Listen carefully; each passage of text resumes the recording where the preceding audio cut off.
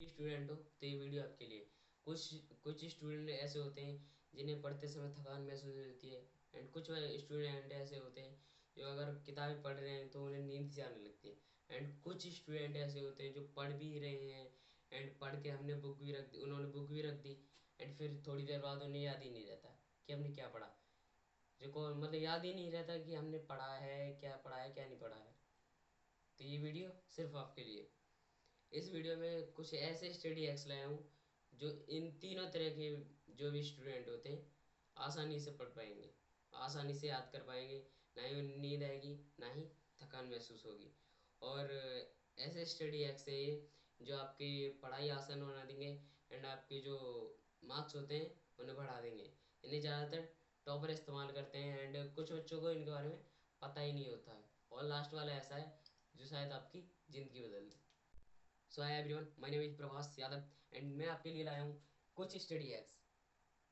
3 study hacks लाया हूँ मैं आपके लिए, जो कि आपको पढ़ने में मदद करेंगे। ना ही थकान महसूस होगी और ना ही आपको पढ़ते समय नींद आएगी, और जो आप याद करते हैं वो भूलेंगे ही नहीं।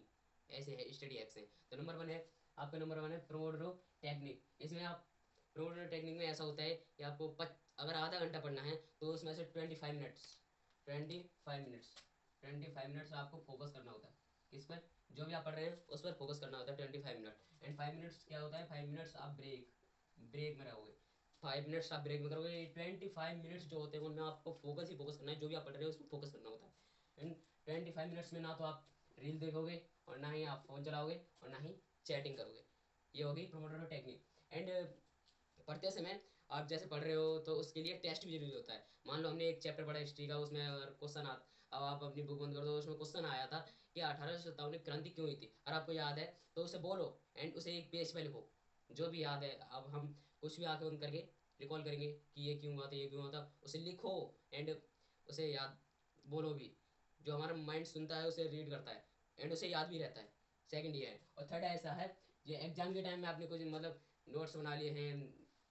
पूरी किताब तो आप पढ़ नहीं पाओगे एग्जाम के टाइम, इसलिए आपको नोट्स बनाने होते हैं। उन नोट्स में आपको क्या करना होता है कि आपको शॉर्ट्स नोट्स बनाने होते हैं। शॉर्ट्स यानी कि छोटे नोट्स, छोटे तथ्य।